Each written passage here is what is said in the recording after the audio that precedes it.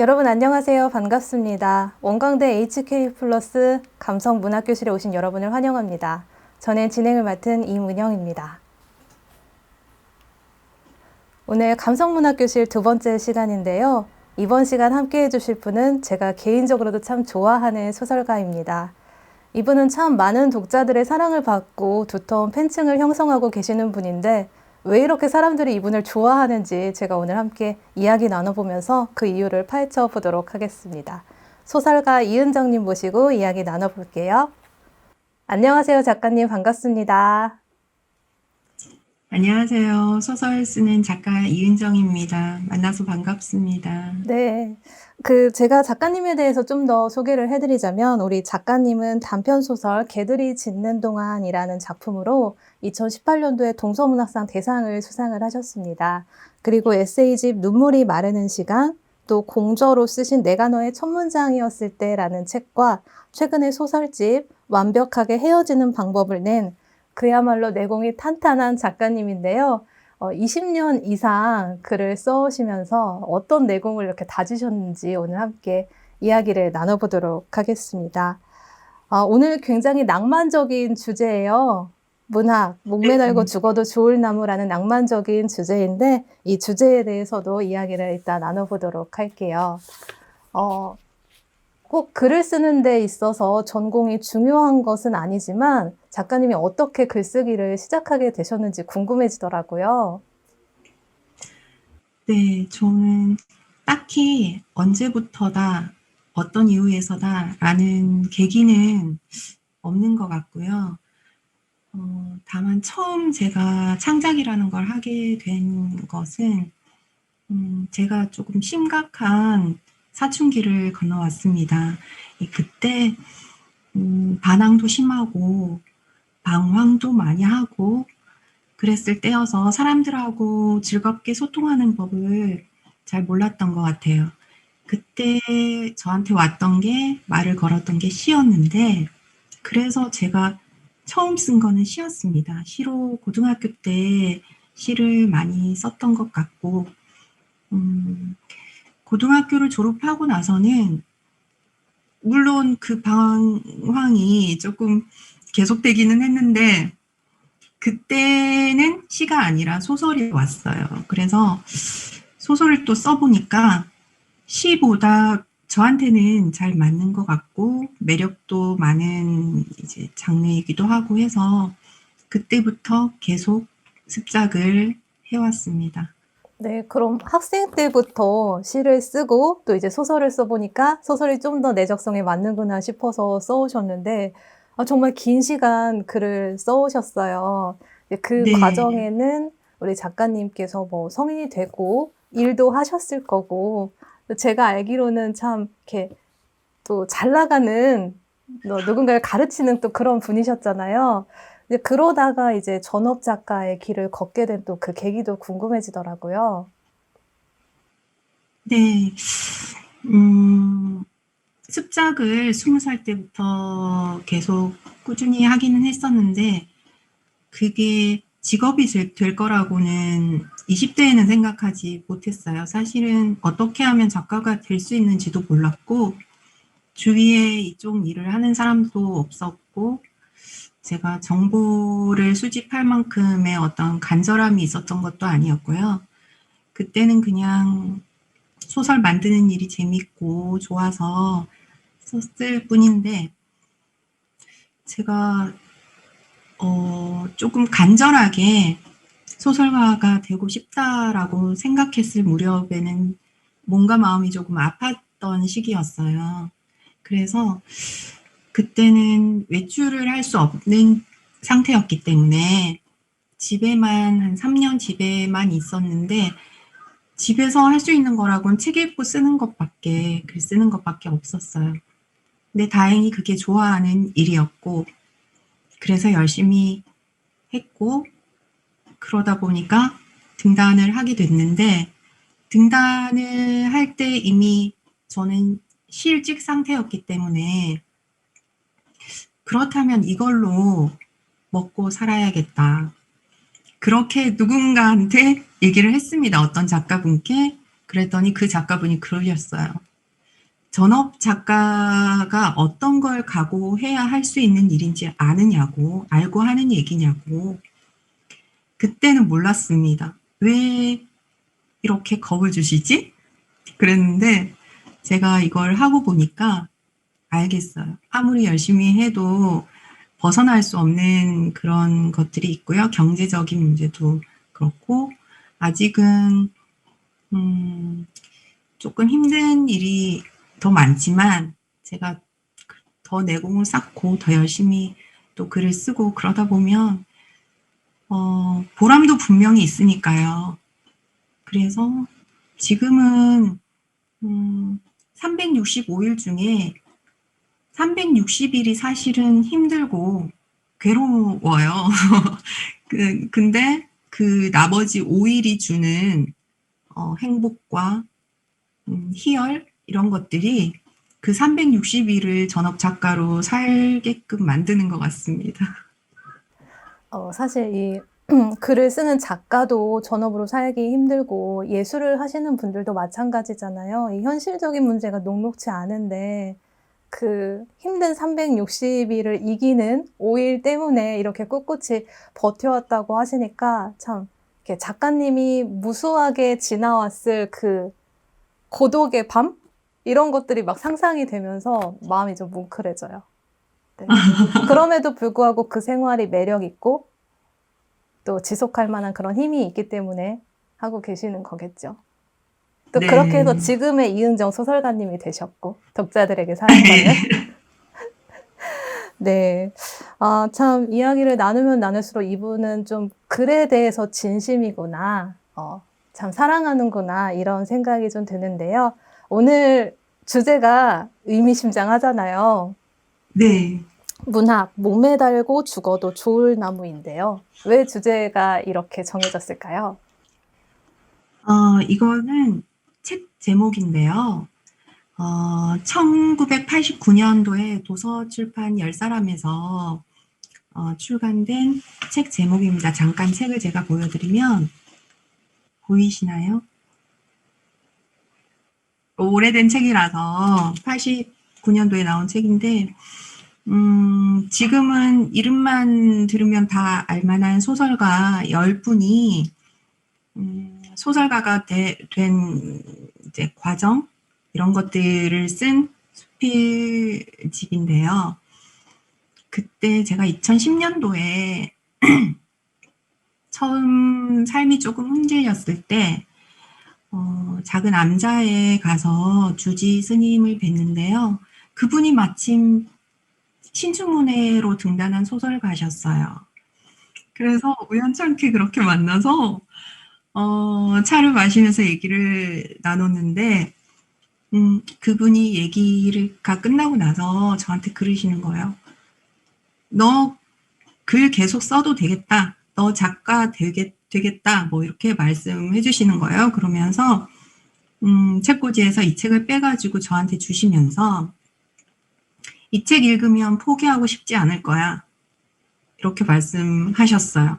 그래서 집에 와서 이 책을 정말 외울 정도로 많이 읽었는데 울기도 많이 울고 읽었는데 그때 든 생각이 그거였어요. 아, 여기 나온 그 분들의 이야기에 10분의 1도 나는 고생을 하지 않은 것 같은데 나는 그렇게 간절하게 해보지도 않은 것 같은데 왜 이렇게 힘만 들어 했을까?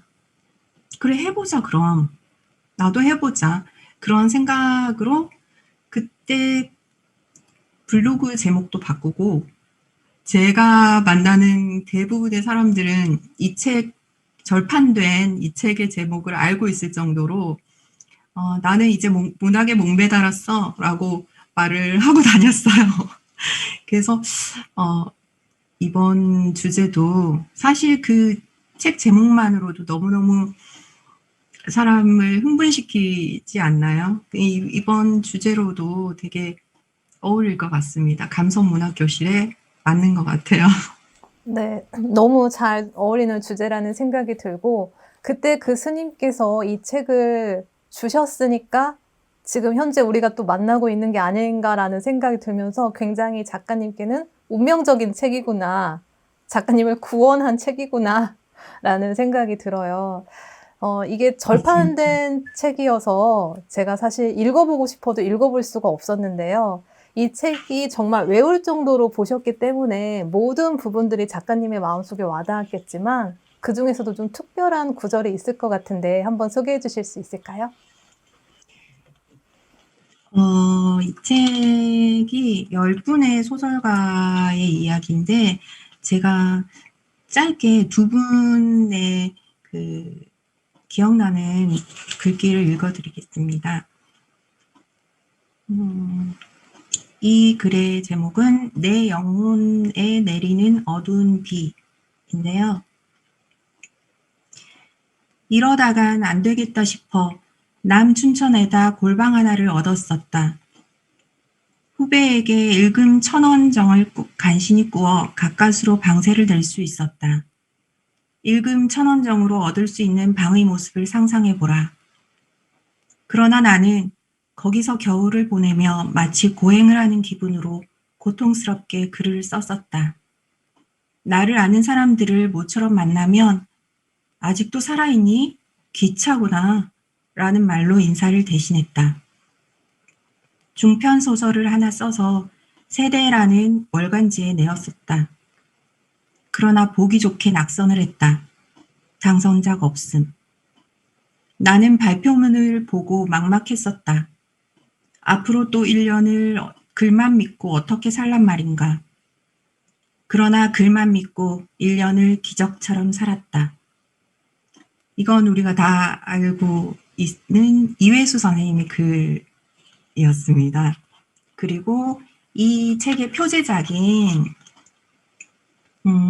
문학, 목매달고 죽어도 좋을 나무라는 부분에서 좀 읽어드리면 처음엔 절망이, 다음엔 오기가, 마지막으로 문학에 대한 어떤 고집이 나를 사로잡기 시작했다. 해보자 하고 나는 낙선이 쓰라린 잔을 마실 때마다 내 자신을 향해 말하곤 하였다. 이렇게 쉽지 않은 것이라면, 그것이 문학이라면 한번 생의 전부를 거기에 걸어봐도 좋은 게 아니겠는가.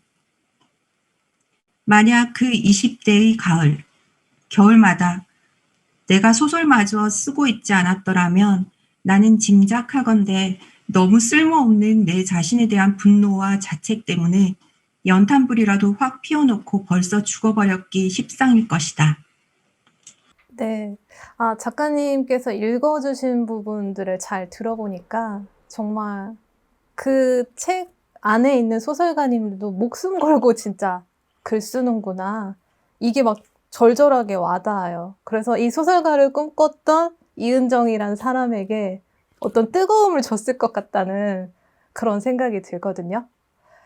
맞습니다. 그 구절만 제가 읽은 부분 아니더라도 나머지 전체적으로 정말 뜨거운 책이에요. 꿈을 안고 있는 문학을 하는 사람들의 어떤 치열함, 간절함, 그런 것들이 너무 많이 드러나 있어서 저한테는 정말 말씀하신 대로 구원 같은 책이었어요. 네. 작가님처럼 이렇게 작가를 꿈꾸는 절실한 사람들을 위해서라도 이 책을 좀 더 많은 사람들이 읽었으면 하는 아쉬움이 또 생기기도 하는데요. 작가님께서 이걸 읽고 내가 왜 문학에 목을 매다는지에 대해서 산문집에 좀 글로 표현을 하셨다고 들었어요. 어떤 내용일지 궁금해요. 음, 저는 사람이 살다 보면 한 번쯤 바닥에 떨어질 때가 있을 것 같아요. 저도 그랬고. 근데 그럴 때 자신을 구원해준 사람이든 동물이든 어떤 행위나 말이든 그런 것들이 있다면 그건 아마 운명인 거라고 생각하거든요. 제가 바닥이라고 생각되었을 때 물론 제가 매달리기도 했지만 그래도 다행히 고맙게도 저한테 와준 문학과 작가라는 직업, 이것들이 저한테는 어떤 의리 같은 게 생기도록 만들었고요.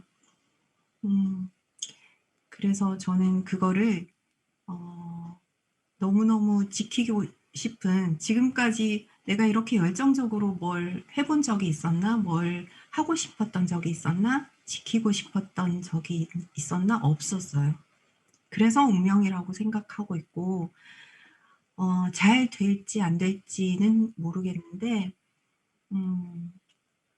제가 해보니까 간절해지면 사람이 더 잘할 수 있는 힘이 생기고, 그리고 하늘도 그렇게 외면하지는 않는다는 생각이 들었습니다. 그래서 문학에 저는 이미 목을 매기로 다짐을 했고요.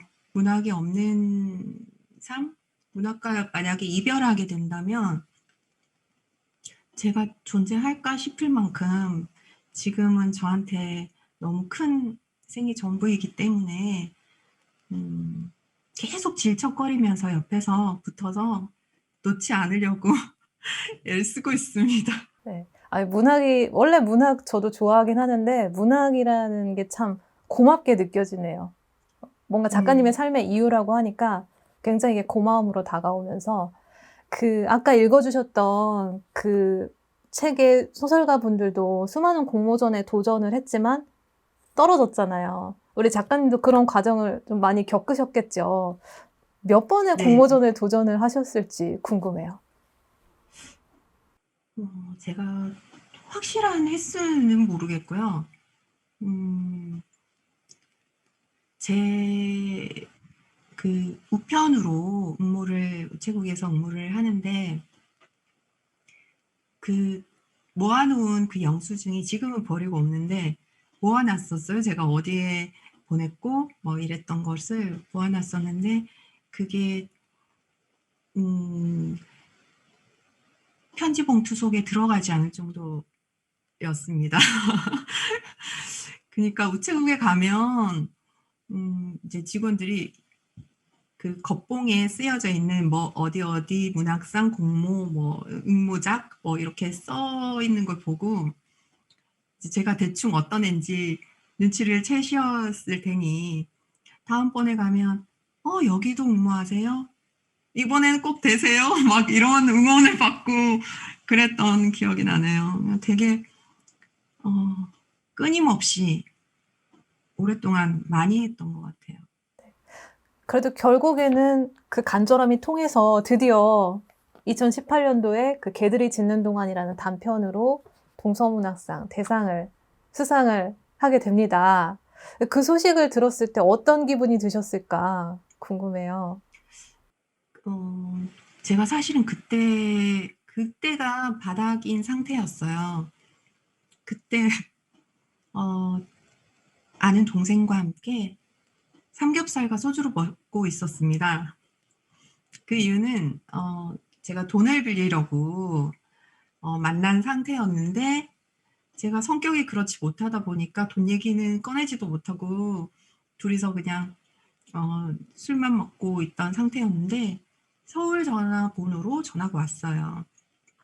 보통은 제가 스팸 전화라고 생각을 하는데 그날은 기분이 좀 이상했어요. 그래서 밖에까지 나가서 전화를 받았는데 이제 당선 전화였거든요. 그때는 코로나 전이었으니까 시내였고 사람도 많았고 술집도 즐비한 골목이었는데, 거기에 그냥 바닥에서 앉아서 엉엉 울었던 기억밖에 안 나네요. 돈 안 빌려도 되겠다 이 생각을 하면서 나 이제 작가로 살 수 있겠다, 그런 여러 가지 생각이 들면서 그냥 길거리에서 엉엉 울었던 기억밖에 나지 않아요. 그러니까요. 이게 되게 불편한 식사 자리였잖아요, 시작은. 그런데 끝은 네. 뭔가 축하하는 자리가 될 수 있어서 너무나 좋았을 네. 것 같아요. 근데 작가님은 오랫동안 글을 써오시면서 이제 많은 작품을 쓰셨을 텐데, 공모전에 낼 때 그중에서도 이제 선택을 해야 되잖아요. 그 선택하는 혹시 기준이 있는지 궁금하거든요. 선택하는 기준. 저는 일단 제가 끌리는 작품보다는 제가 불편한 걸 먼저 다른 사람한테 보여주고 싶었던 것 같아요. 왜냐면 내가 좋다고 생각하는 거는 나 자신에서 벗어나지 않은 상태라고 생각하거든요. 그래서 내가 읽었을 때 조금 불편하고 뭔가 다른 기분이 들면 만족이 아니라 다른 기분이 들었을 때 그거를 이건 어떻게 받아들여질까 다른 사람에게 그런 의문이나 질문이 들어서 그런 작품들을 주로 응모를 했던 것 같아요. 근데 사실 개들이 짖는 동안은 제가 싫어했던 소재였어요. 제가 많이 비정규직인 제가 많이 이제 투영이 됐기 때문에 조금 싫었던 마음이 컸는데 역시나 싫어했던 작품으로 등단을 하게 되었습니다. 그렇게 제가 만족도가 높은 것 가지고는 뭘 하지 않으려고 하는 것 같아요. 처음엔 싫었지만 수상하고 나서는 좋아지셨죠? 지금은 가장 좋아합니다. 아니, 저도 참, 이따가 뭐 책 소개를 좀 해드리겠지만, 이 완벽하게 헤어지는 방법이라는 작가님의 소설집에 제일 마지막에 실은 작품이에요. 그리고 제가 좀 찾아보니까 만장일치로 또 대상 타셨더라고요. 네. 근데 읽어보니까 참 이게 그 건조를 해야 하는 그 물매기를 지키는 그 개들의 모습과 주인공, 항상 취업에 실패하는 그 주인공 서영이의 모습이 묘하게 잘 어우러지면서 되게 매력적으로 저한테도 다가왔거든요. 근데 이 인상 깊었던 장면이 이 개들은 자기한테 주어진 임무를 잘 해야만 주인의 눈길을 받을 수 있기 때문에 열심히 밤에 짖잖아요. 그것 때문에 이제 주인공 서영이가 잠을 이루지 못하는데 거기서 이제 이런 생각을 하는 장면이 나와요. 제가 좀 읽어 드릴게요. 잠이 깬 김에 그들의 경계하는 목소리에 촉각을 세워본다. 하나가 짖으면 일사불란하게 때로 짖는 모양새가 아무래도 미심쩍다. 어쩌면 저들이 짖는 이유가 물매기의 안위를 의미하는 것만은 아닐지도 모르겠다. 그저 우리 이렇게 잘하고 있다는, 잠도 자지 않고 맡은 바 임무를 수행 중이라는 어떤 보고서 따위의 행위가 아닐까 하는 생각이 든다. 겹겹이 방문을 모두 닫아 걸고 아랫목에서 단잠에 빠진 주인들의 청각에 닿기 위해 서로 힘을 끌어모아 목청을 돋우는 것이 아닐까? 저는 이 부분을 읽으면서 저 역시도 비정규직 노동자로 살아온 그런 과정들이 있기 때문에 이 개들의 모습이 우리의 모습과 너무 닮았다는 생각을 했어요. 그래서 이제 굉장히 좀 슬펐거든요. 슬프면서 와닿았는데 우리 작가님도 이제 그런 시절을 좀 겪어 오셨을 거고 또 청년들의 그런 아픔, 비단 청년들뿐만 아니라 그런 삶을 살아가는 사람들의 아픔을 잘 느껴서 이런 작품을 쓰시지 않았나라는 생각을 해봤는데 제가 느낀 게 맞나요? 네, 저는 지금까지 한 번도 정규직이었던 적이 없어요. 그러니까 계약직 아니면 아르바이트생 이걸로 계속 살아왔는데 그게 소속감이나 어떤 안정감이 없는 상태면 사람이 불안해지고 강박도 생기고 그러기 마련이죠. 저는 지금도 역시 프리랜서로 살고 있으니 마찬가지로 좀 불안한 삶이고요. 뭔가 남들보다 열심히 해야 된다는 강박들, 이런 것들이 있고, 뒤처질까봐 두렵고, 이런 게 너무 심해서, 그 개들이 짖는 거를 실제로 제가 목격을 했거든요. 물메기를 지키기 위해서 개들이 짖고 있는 장면을. 그 밤에 보면서 쟤들은 왜 저럴까? 뭘 위해서 저럴까? 그런 생각을 하면서 나 자신도 난 왜 이럴까?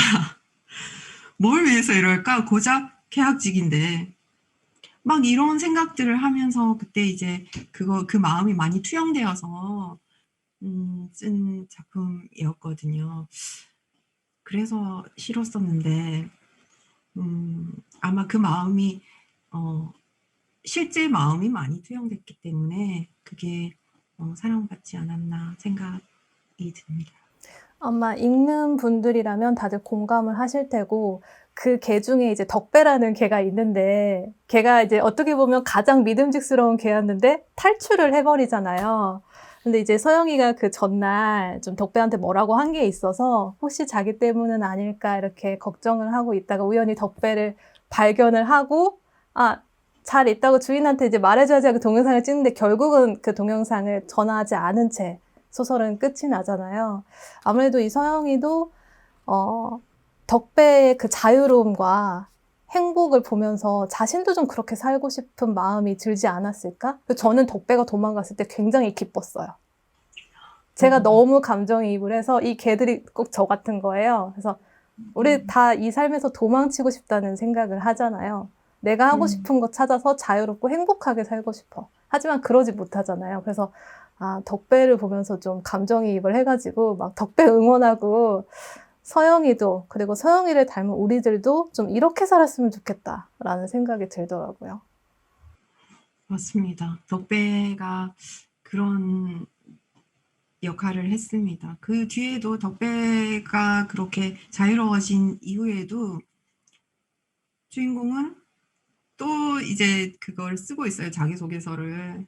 그걸 보면서 정말 제 모습을 보는 것 같은 느낌이 많이 들었던 작품입니다. 네. 그래도 좀 달라진 게 있다면 서영이가 이 일은 내가 정말 잘할 것 같아 하면서 약간 희망적으로 쓰잖아요. 그래서 그 뒤에 네. 서영이는 좀 더 자유롭고 행복에 가까워지는 삶을 살게 되지 않을까라는 생각을 해봤습니다. 네. 그리고 제가 이 작품에서 또 인상 깊었던 그 한 문장이 있는데,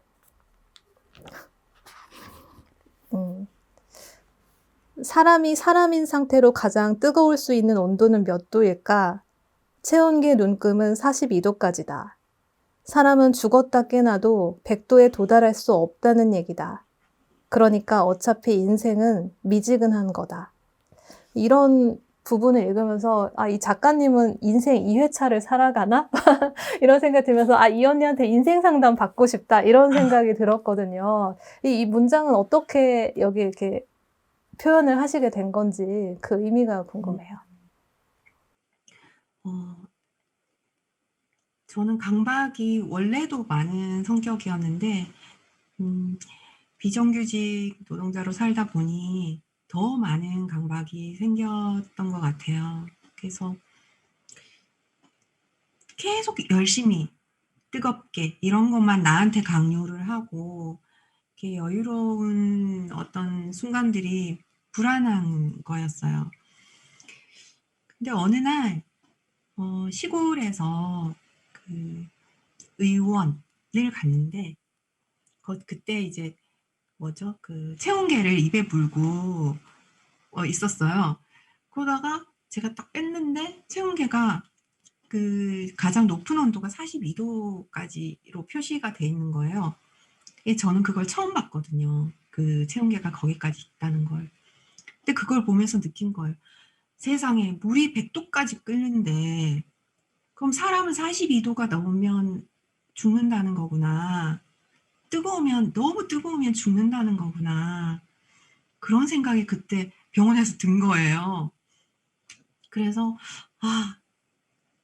그 적당히 내려놓아도 되는 거는 마음이든 물질이든 내려놓아도 되는 거는 내려놓고 살자라는 마음이 들었었고 그래서 실제로 조금씩 내려놓기 시작했어요.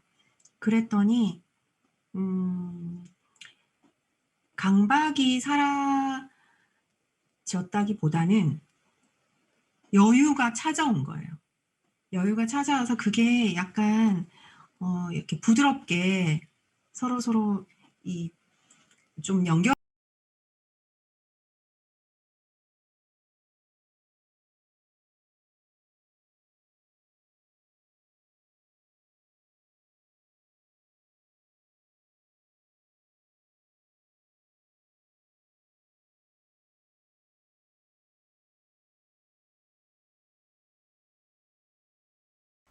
그러니까요. 우리 참 안 그래도 삶 무거운데 뭘 그렇게 다 짊어지려고 하는지 모르겠어요. 좀 내려놓을 건 내려놔야 되는데. 이 문장을 읽으면서 좀 위로를 저도 받았던 것 같아요. '내가 왜 이렇게 전전긍긍하고 긴장하면서 살지? 그러지 않아도 되는데.' 이런 생각이 들었어요. 아마도 정말 이 작품을 읽은 심사위원들뿐만 아니라 모든 사람들이 그런 공감대가 형성이 됐기 때문에 '지금도 많은 사랑을 받지 않을까.'라는 생각을 좀 해 봤습니다.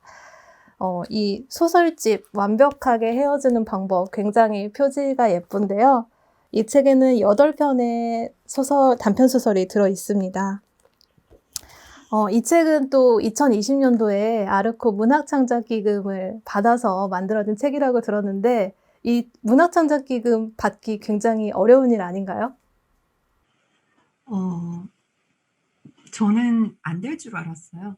안 될 줄 알았고, 그런 거는 창작기금 이름도 되게 멋있잖아요. 그런 거는 되게 유명한 작가들만 받는 줄 알고 저는 못 받을 줄 알았어요. 근데 제가 그렇게 많은 공모전에 보내고 낙선하고 그걸 반복하면서 살았는데 뭐 또 떨어지는 거야. 무슨 일이겠냐. 도전해보자. 그러고 보낸 거였거든요. 그런데 3개월 뒤 1차 발표가 났는데 그때까지는 떨어질 줄 알고 뭐 긴장도 안 하고 기대도 안 하고 그러고 있었는데 1차가 발표가 났는데 제가 있는 거예요.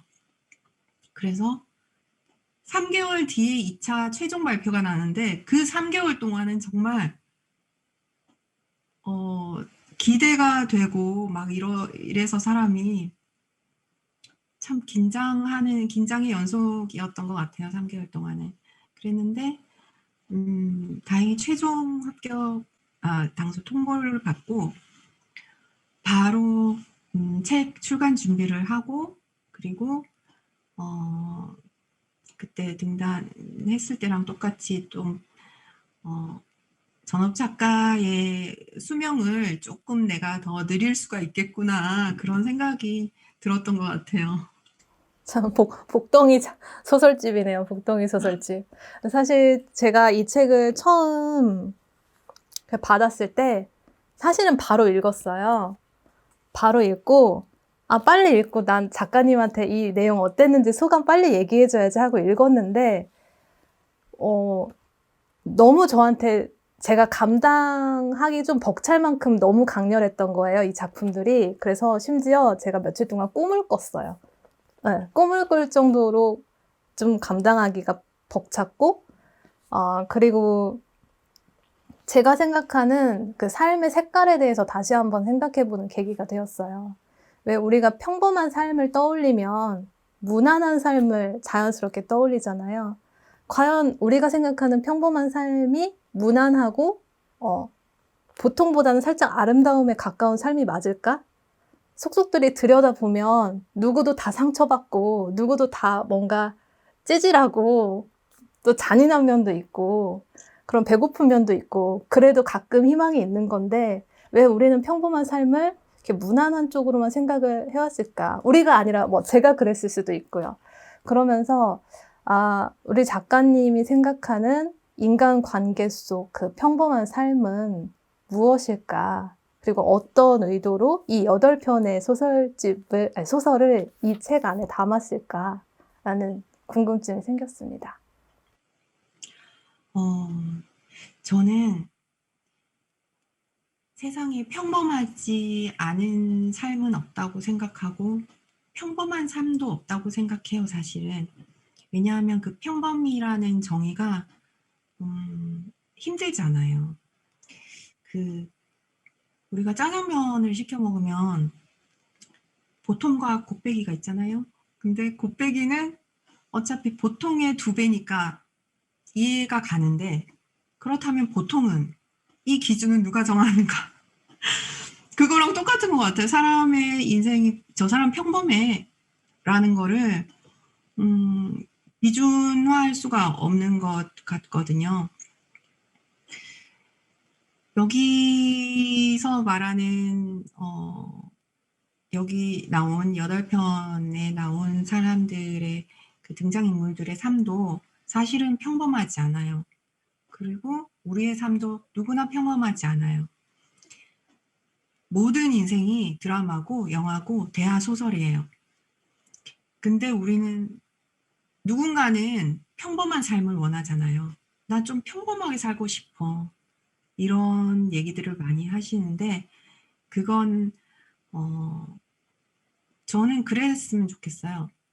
내가 평범하지 않아서가 아니라 어떤 기준에 이하여서가 아니라 내가 그 인생을 살도록 선택받은 사람이라고 생각하셨으면 좋겠어요. 그러니까 어떤 영화나 드라마의 배우들이 다른 배우로 바뀌면 그 분위기 자체가 바뀌잖아요. 영화나 드라마에. 그런 것처럼 이 인생은 나 아니면 살 수 없는 거예요. 그렇게 생각을 하면 되게 잠깐일 수도 있지만 조금 자기가 멋있어 보일 때가 있어요. 그래서 저는 그냥 내가 선택받은 내 인생이 선택받은 사람이라고 생각을 했으면 좋겠고 세상에 평범함이라는 기준으로 어떤 사람들의 인생을 나누지는 않았으면 좋겠습니다. 이 책은 8편을 제가 더 많은 작품이 있었는데 그 중에서 이 주제로 묻고 싶었던 소설들을 일부러 따로 이제 뽑아가지고 8편으로 만들어서 발표한 책입니다. 네. 이 완벽하게 헤어지는 방법이라는 이 책 제목이기도 하고 또 이 안에 들어있는 한 편의 소설 제목이기도 한데 이 작품을 표제작으로 선정하게 된 이유가 있으실까요?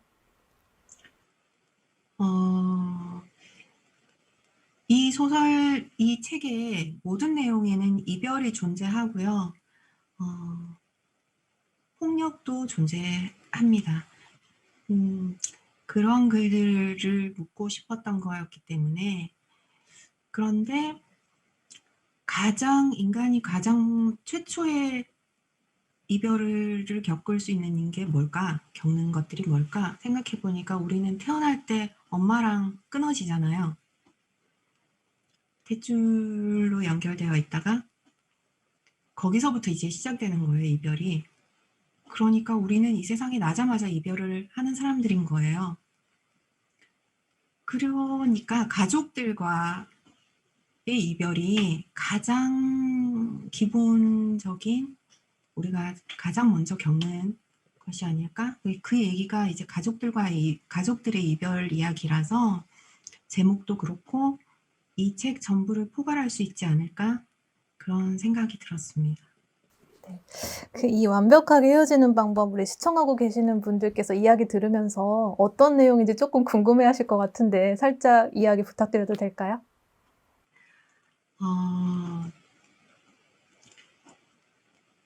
그 작품 자체는 그 소설 자체는 가정폭력에 관한 이야기예요. 그냥 간단하게 얘기하면.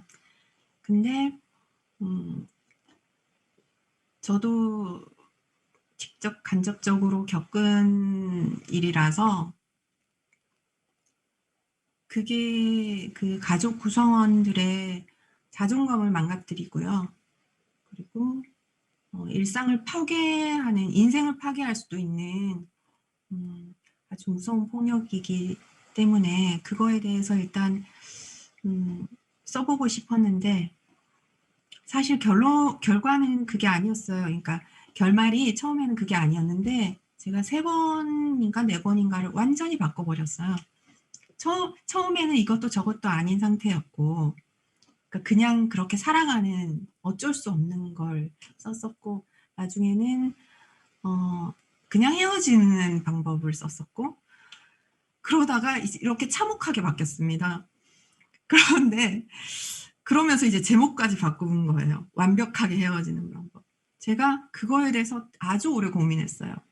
완벽하게 헤어지는 방법이 있을까? 그게 뭘까? 근데 가족끼리 또 완벽하게 헤어지는 것 괜찮을까? 그랬는데 결말이 참혹하긴 하지만 그 이야기는 현실에서 정말 일어나고 있는 얘기고요.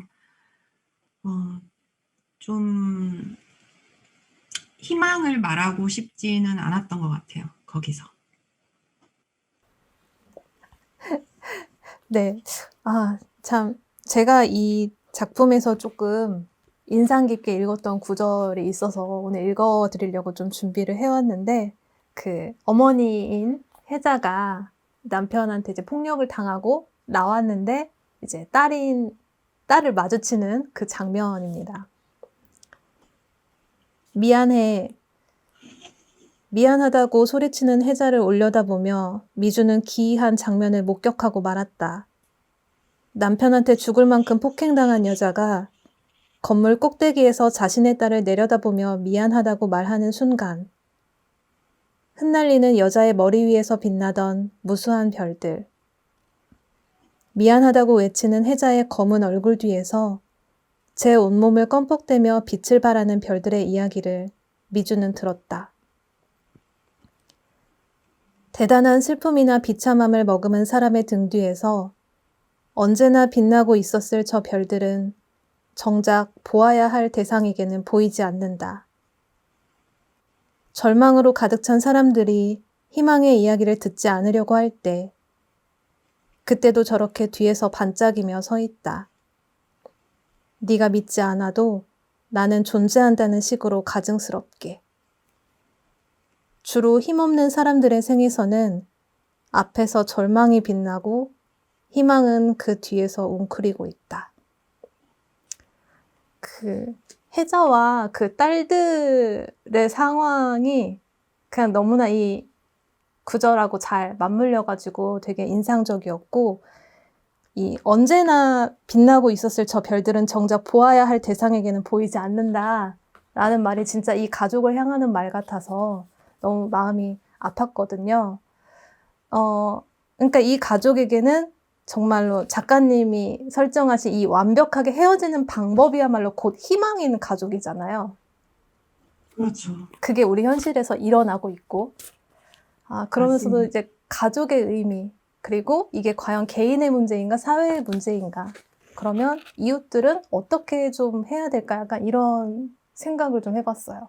이거를 너무 개인적인 문제이기 때문에 우리가 직접적으로 들어가서 도와줄 수는 없지만 과연 그냥 이걸 알면서도 불구하고 그대로 방치를 해야 하는가?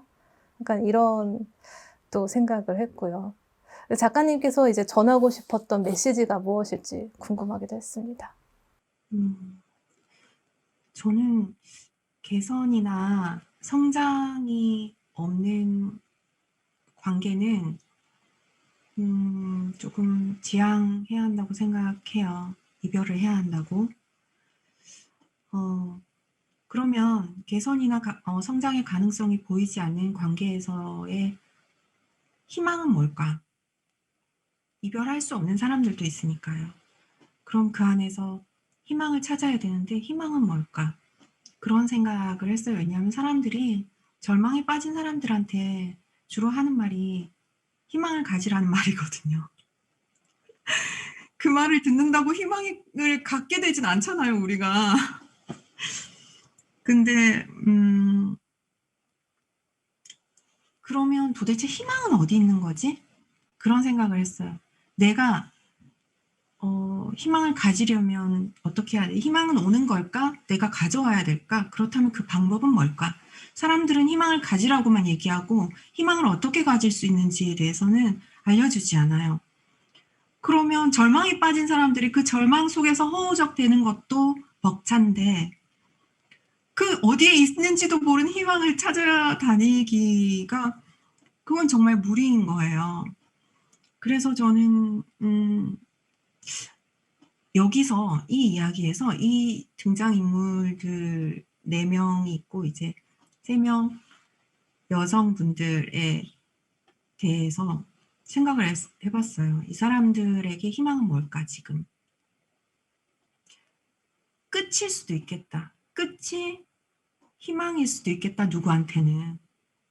여기서 우리가 포기하지 않고 계속 이어가는 것이 희망을 향한 길이라고 생각할 수도 있는데 누군가에게는 그냥 완전히 잘라버리고 끝을 내버리는 게 희망일 수도 있잖아요.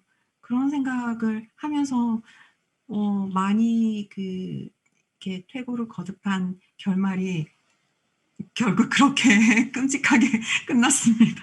네. 개인적으로는 이렇게 결말을 좀 상상하면서 읽긴 하지만 저한테는 정말 충격이고 반전이었지만 전 그 결말이 마음에 들었어요. 그리고 그게 곧 정말요? 진짜 이 가정의 희망이라는 생각이 들었어요. 네. 음. 정말 끝났구나. 정말 이 제목 그대로구나. 완벽하게 헤어지는 방법. 네. 이런 생각이 들었어요. 사실 이 완벽하게 헤어지는 방법뿐만 아니라 이 소설집 속의 8편의 작품이 다 아파요. 다 아프고 또 다 가까운 관계잖아요. 가족, 이웃, 친구. 가까운 관계인데 그렇게 아프고 처절하지만 작가님께서 이 캐릭터 하나하나를 이해하고 있다. 이 사람들을 보듬어주고 있다라는 게 독자인 저한테도 느껴져가지고 또 위로도 받는 그런 책이었거든요. 굉장히 또 흡입력이 강해서 정말 단숨에 읽었는데 우리 시청하고 계신 분들 궁금해하실 것 같아요. 이 책.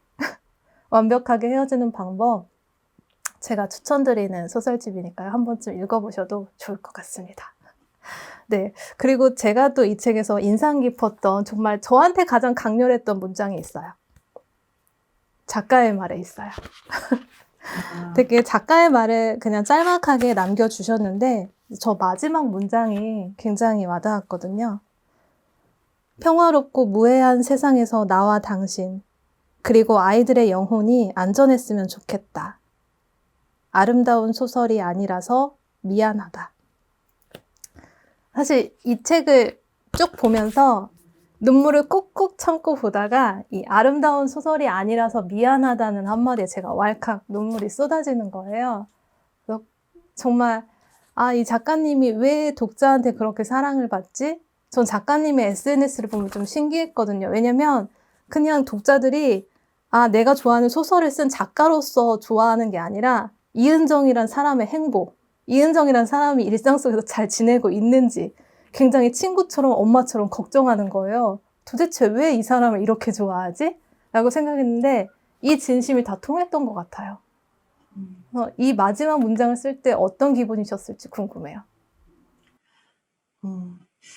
이 책의 가장 마지막에 쓴 문장이었는데요.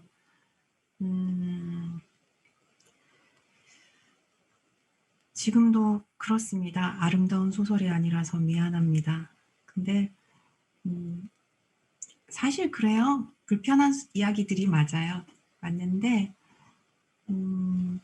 그런 이야기를 누군가는 해야 하고 아름다움만 추구하기에는 제 자신이 너무 불편한 세상을 살아왔고 모르는 세상을 얘기하기는 싫고 그래서 제가 잘 아는 세상에 대해서 쓰자 하고 쓴 건데요. 평화롭고 무해한 세상이 오지는 않을 거라고 생각하는데 그래도 모두가 적어도 폭력이나 절망 속에서는 좀 살아남았으면 좋겠고 무엇보다도 아이들이 좀 모든 불완전한 그런 세계에서 지켜졌으면 좋겠어요. 그래서 그런 마음으로 마지막 작가의 말을 썼는데 한 번 더 말씀드리겠습니다. 아름다운 소설이 아니라서 미안합니다. 진짜 독자의 마음에 와닿아요. 정말 약간 진정성으로 진짜 이 사람은 똘똘 뭉쳤구나. 그런 게 느껴져서 진짜 사랑받지 않나라는 생각을 해봅니다. 작가님께 독자란 어떤 존재인가요? 저는 이런 질문하면 무서워요. 왜냐면 제가 아시는 분 다 아시겠지만 저는 울보거든요. 그래서 이런 얘기들 할 때 제가 잘 울기 때문에 그래서 아마 독자는 저한테 눈물이다. 처음에 제가 독자라는 대상 때문에 울었던 건 누가 내 책을 사서 보고 좋다고 얘기했을 때 너무 신기한 거예요. 신기하고 그런 독자들이 늘어났을 때 너무너무 감사해서 뭐 어쩔 줄 모르겠는 거예요. 그래서 막 많이 울었고 그때. 그다음에는 책을 내고 나서 다음 책을 기다려 주시는 분들이 또 계세요. 다음 책을 기다리고 있다라는 말, 알림까지 해가면서 기다리고 있다라는 얘기를 들었을 때 너무 감동해서 울었었고, 아무 일이 없어도 제가 지금 책을 뭐 출간을 하거나 출간 뭐 뒤에 그런 피드백을 받고 있는 상황이 아니더라도 그냥 어디선가 내 책을 가지고 있거나 읽고 있거나 읽었거나 그런 사람들이 무사히 살아있다는 게 어떨 때는 그냥 그 사실만으로 울컥할 때가 있어요. 그래서 그냥 혼자 멍하게 있다가 그런 생각들을 하면서 울기도 하는 울보입니다. 많이 울려주셨으면 좋겠어요. 독자들도 닮았을 것 같아요. 독자들도 울보일 것 같아요. 네. 알림까지 설정을 해놓고 기다리는 팬이 있을 정도인데 이 다음 작품 계획이 궁금합니다. 지금 6월 달에 산문집이 나올 거고요. 그것은 이미 원고가 끝나서 6월에 출간이 될 예정이고, 그 이후에는 제가 장편 소설을 계속 쓰고 있어요. 그거는 어차피 저는 계속 도전을 멈추지 않아야 하는 사람이고 해서 공모전에 보낼 소설이에요. 그거를 이제 쓰고 있고 올해는 아마 그거 도전을 할 겁니다. 하고 또 발표 날 때까지 기다리고 또 낙선을 하면 절망하면서 며칠 또 혼술을 할 수도 있고 울 수도 있고 그런 생활을 또 반복하면서 살아가겠죠. 근데 포기하지는 않겠습니다. 울고 좌절하고 또 바닥에 처박혀도 저는 목매달고 있으니까요. 끝까지 열심히 쓰겠습니다. 네. 울보의 눈물이 마르지 않도록 응원하는 사람이 전국에 많으니까요. 항상 힘내셔서 저희에게 작품으로 항상 인사를 해 주셨으면 좋겠습니다. 오늘 함께 해주셔서 너무나 감사드리고요. 끝으로 오늘 함께한 소감이나 마지막으로 꼭 하고 싶은 말이 있다면 한 말씀 해주시죠. 직접 만났으면 좋았을 텐데 우리 독자분들하고 직접 만나지 않아서 제가 오늘 울지를 않았네요. 다음에는 직접 만나서 눈도 마주치고 손도 잡고 대화도 같이 나누고 그런 좋은 자리가 생겼으면 좋겠습니다. 오늘 멋지게 MC 봐주셔서 감사하고요. 다음에 우리 다 같이 좋은 자리에서 뵙기로 해요. 고맙습니다. 네, 고맙습니다. 네, 오늘 참 누군가의 아픔을 진심으로 보듬어 줄 줄 아는 우리 이은정 소설가님과 함께한 시간이었습니다. 여러분께도 좋은 시간이 되셨기를 바라면서 저희 다음 시간에는 동화작가 김근혜님 모시고 함께할 예정이니까요. 많은 관심과 시청 부탁드리겠습니다. 고맙습니다.